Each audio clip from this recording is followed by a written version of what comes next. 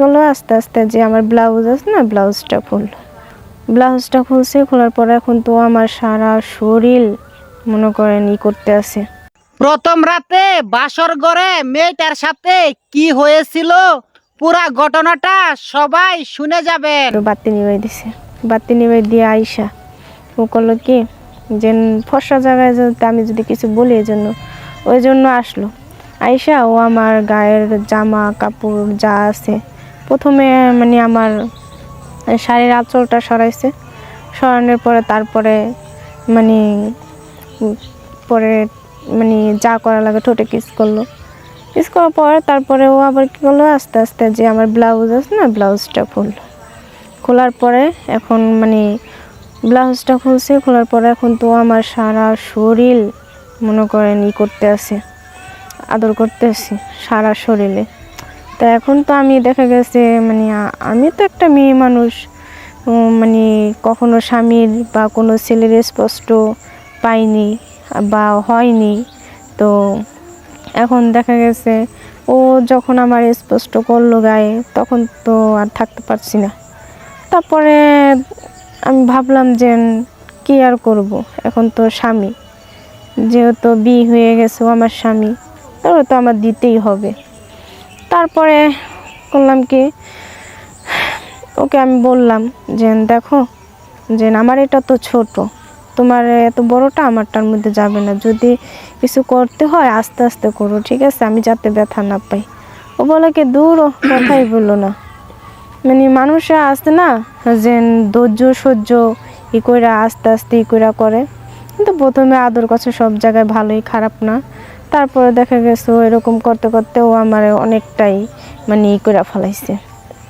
তারপরে দেখা গেছে এমন জোরও জাতা দিছে, জাতা দেওয়ার জোরে আমার যে জায়গাটা আছে না, সেই জায়গাটা মনে করেন একবারে হয়ে গেছে রক্তে, মনে করেন পুরা বিছানা চাদর মাদর যা কিছু আছে সব তলায় ফেলাইছে।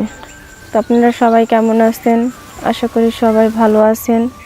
তো আমি সোনালি, আমার দেশের বাড়ি কুমিল্লা। আমি আমার জীবনের একটা গল্প বলার জন্য আসছি। তো প্রত্যেকটি মেয়ের জীবনে আছে দুঃখ কষ্ট গল্প, এটা সব মেয়েদের ক্ষেত্রে আছে। তো আমি এদের চ্যানেলে অনেক সময় তো অনেক ভিডিওগুলো দেখি, তো সেই ভিডিও দেখে তাদের নাম্বার আমি নক করেছি। তো তাদের কাছে ঠিকানা জানতে চাইছি। তো সেই ঠিকানায় তারা আমার ঠিকানা দিয়েছে, ঠিকানায় আমি আসলাম।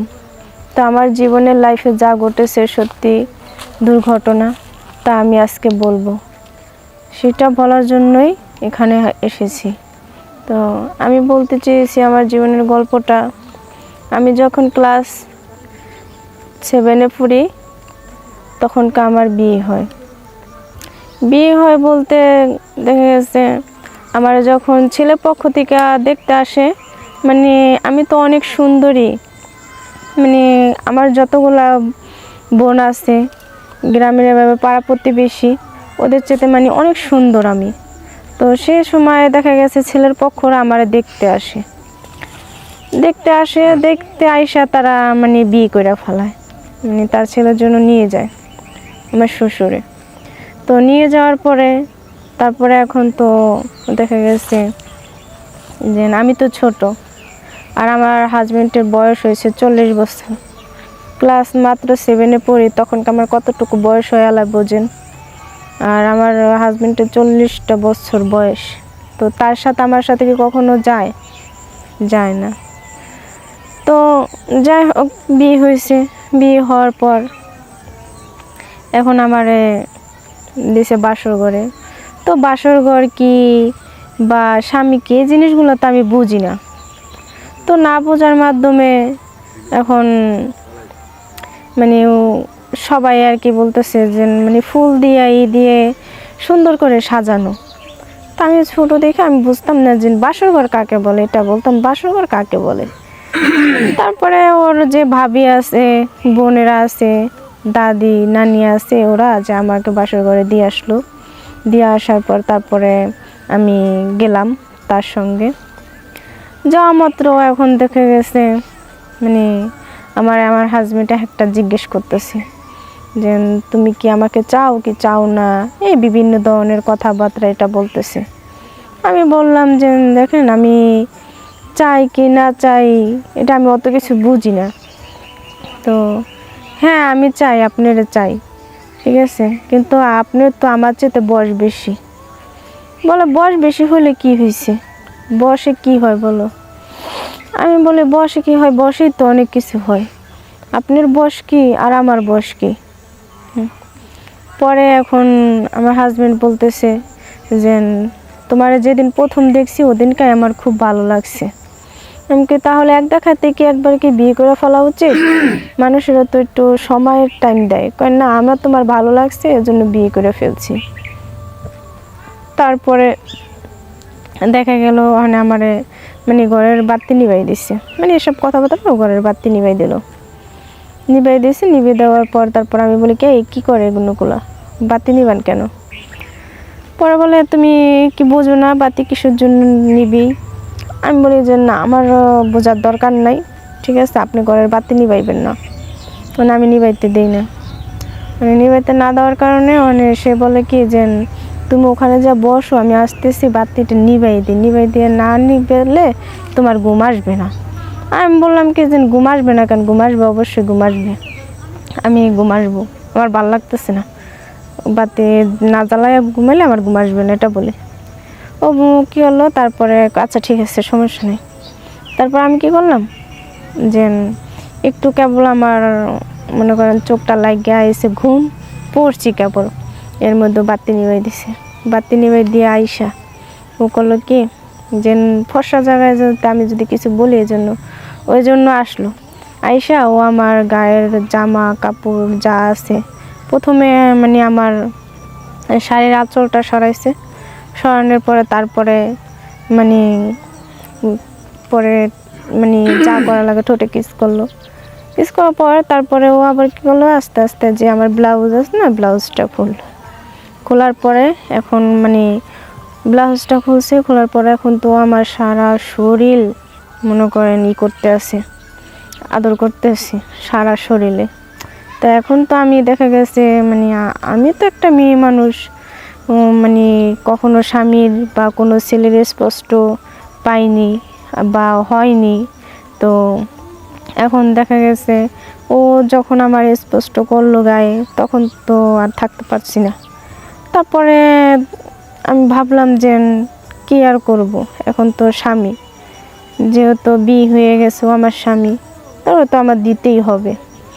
তারপরে করলাম কি ওকে আমি বললাম যে দেখো যে আমার এটা তো ছোট, তোমার এত বড়টা আমারটার মধ্যে যাবে না, যদি কিছু করতে হয় আস্তে আস্তে করো, ঠিক আছে, আমি যাতে ব্যথা না পাই। ও বলে কি দূর কথাই বললো না, মানে মানুষরা আসে না যে ধৈর্য সহ্য কইরা আস্তে আস্তে কইরা করে, কিন্তু প্রথমে আদর কাছে সব জায়গায় ভালোই, খারাপ না। তারপরে দেখা গেছে এরকম করতে করতে ও আমার অনেকটাই মানে কইরা ফেলাইছে। তারপরে দেখা গেছে এমন জোরও যাতা দিছে, যাতা দেওয়ার জোরে মানে আমার যে জায়গাটা আছে না সেই জায়গাটা মনে করেন একবারে হয়ে গেছে রক্তে, মনে করেন পুরা বিছানা চাদর মাদর যা কিছু আছে সব তলায় ফেলাইছে, সব তলায় গেছে। এখন আমি কি করব, এখন তো আমি দিছি জোরে চিৎকার দিয়ে আমি অজ্ঞান হয়ে গেছি, দেখি কি রক্তে আমার পুরা তলায় গেছে। তারপরে আমি কি করব এখন, তো দেখে আমার জামাইও বলে যে এটা কি হয়েছে।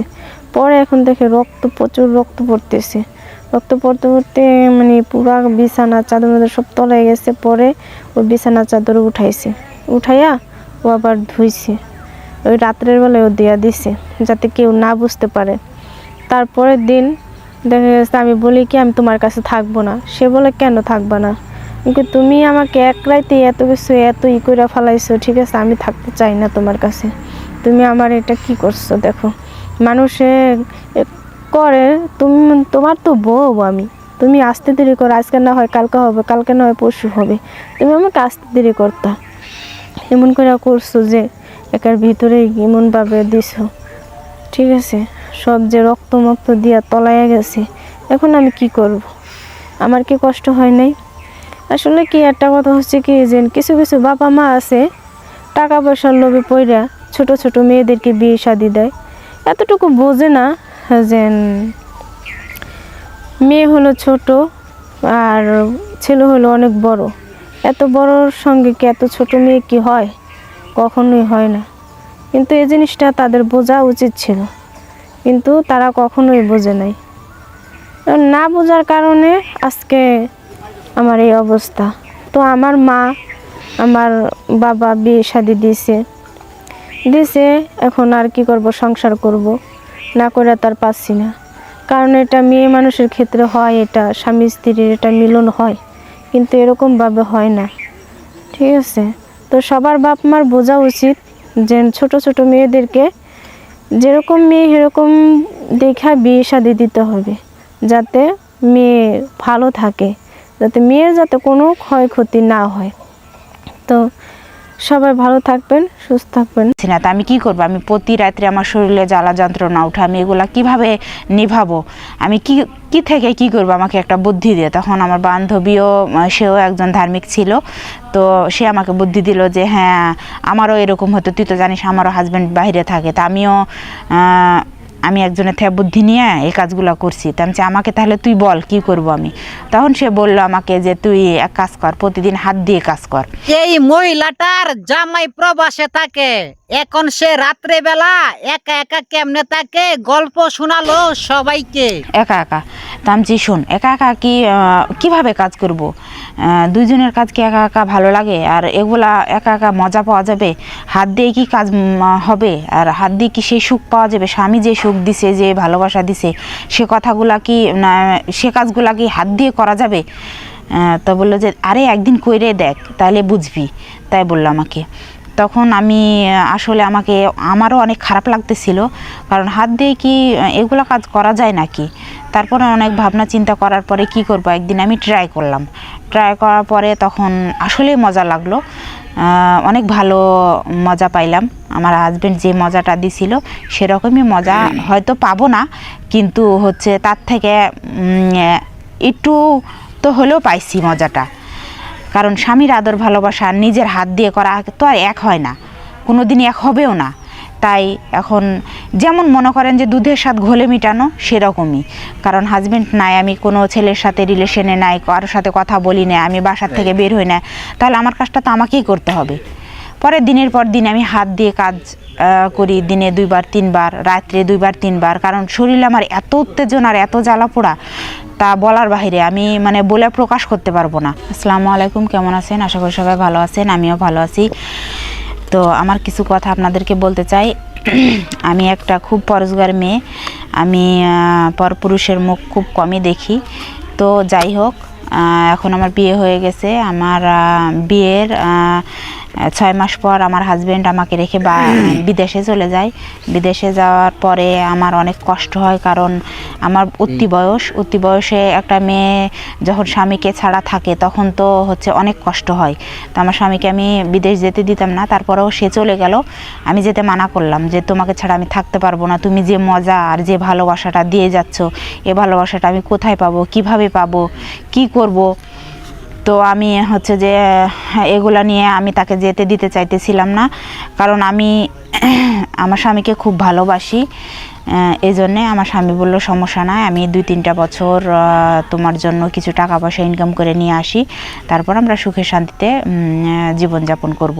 সে বলে আমার স্বামী আমাকে রেখে চলে যায়। যাওয়ার পরে আমার অনেক কষ্ট হয়, অনেক খারাপ লাগে। আমার শরীরে জ্বালা যন্ত্রণায় ভরা যৌবন রেখে আমার স্বামী চলে গেছে, আমাকে এত মজা দিয়েছে, সেগুলো আমি ভুলতে পারি না। প্রতি রাত আমার অনেক কষ্ট হয়, বালিশ নিয়ে জড়াজড়ি করি বিছানাতে, অনেক মানে একা একা ঘুম আসে না, কি করব, কোনো রকম মানে রাস্তা পাইতেছিলাম না খুঁজে।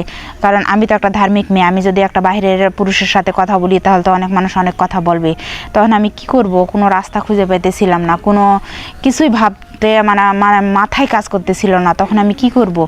তখন একদিন হচ্ছে যে আমার একটা বান্ধবীর সাথে আমি শেয়ার করলাম এই কথাগুলো, যে বান্ধবী আমার তো এরকম এরকম সমস্যা হচ্ছে, আমার হাজব্যান্ড তো আমাকে 6 মাস রেখে চলে গেছে, আমি এই মজাগুলা, আমার স্বামীর আদর, ভালোবাসা, সোহাগ এগুলা ভুলতে পারতেছি না। তা আমি কি করব? আমি প্রতি রাত্রে আমার শরীরে জ্বালা যন্ত্রণা উঠে, আমি এগুলা কিভাবে নিভাবো? আমি কি কি থেকে কি করব? আমাকে একটা বুদ্ধি দিয়ে। তখন আমার বান্ধবীও, সেও একজন ধার্মিক ছিল, তো সে আমাকে বুদ্ধি দিল যে হ্যাঁ আমারও এরকম হতো, তুই তো জানিস আমারও হাজব্যান্ড বাইরে থাকে, তা আমি একজনের থেকে বুদ্ধি নিয়ে এই কাজগুলো করছি। তা আমি আমাকে তাহলে তুই বল কি করব আমি। তখন সে বলল আমাকে যে তুই এক কাজ কর, প্রতিদিন হাত দিয়ে কাজ কর একা একা। তা আমি শোন, একা একা কিভাবে কাজ করব?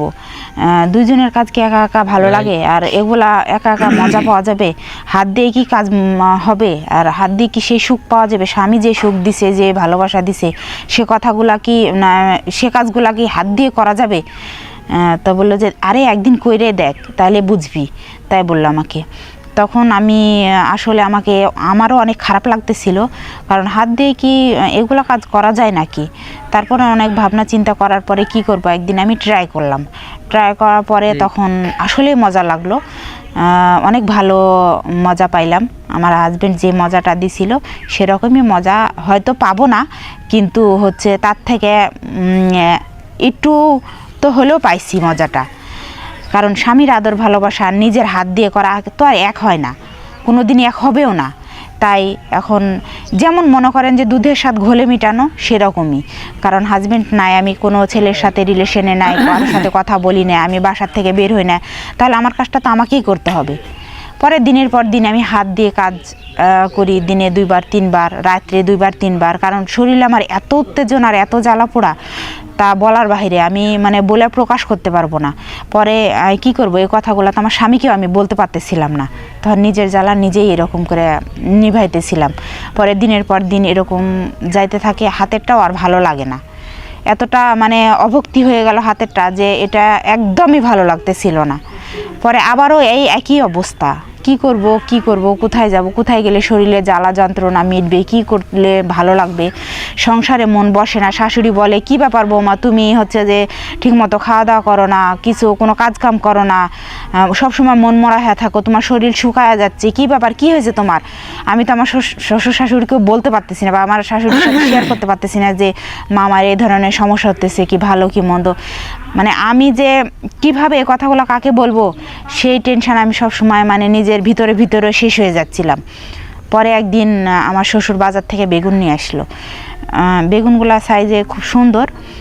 তখন আমি একদিন হচ্ছে যে ট্রাই করি, আমি কই যে এটা দিয়েই একদিন ট্রাই করি, তো হাত দিয়ে তো এতদিন আর ভালো লাগতেছিল না, তো বেগুন দিয়ে দেখি তো কীরকম লাগে। পরে রুমে নিয়ে গেলাম রাত্রেবেলা, পরে রুমে বেগুন দিয়ে কাজ চালালাম। হ্যাঁ ভালোই মজা, কিন্তু স্বামীর মতো না। স্বামী এমন একটা জিনিস, তার যে ভালোবাসা, এই মধুর ভালোবাসা কোনো দিন কারো কাছ থেকে পাওয়া যাবে না। বেগুন বলো কেন, গাজর, মূলা যাই বলো, হাত যাই বলো না কেন, কোনো কিছুই মজা পাওয়া যায় না শুধু স্বামীর ভালোবাসা ছাড়া। তো আমি এখন, স্বামী তো এখনও আসে নাই, এখনও আমি বেগুন দিয়ে কাজ চালাইতেছি, দিনে 2বার, রাত্রে 2বার। কারণ আমি একা থাকি রুমের মধ্যে, আমার কোনো প্রবলেম হয় না। এখনও আমি এই বেগুন দিয়ে কাজগুলাই চালিয়ে যাচ্ছি, এটা ছাড়া আমার কোনো উপায় নাই, কারণ আমি বাইরে যাইতে পারবো না। তো আমার কথাগুলো বুঝতে পারছেন, বাইরে না যে নিজের ঘরে নিজেই কিছুটা শরীরে জ্বালা মিটালে তাও ভালো, কিন্তু বাইরে গেলে তো মানুষের ধরবে, অনেক কথা, অনেক রকমের মানে বদনাম ছড়াবে। বদনামের হাত থেকে বাঁচানোর জন্য এই একটাই উপায়, এছাড়া কোনো উপায় নাই। তো সবাই ভালো থাকেন, আমি এখনও বেগুন দিয়ে কাজ চালিয়ে যাব যতদিন আমার স্বামী না আসবে। তো সবাই ভালো থাকেন, আশা করি আমার কথাগুলো বুঝতে পারছেন।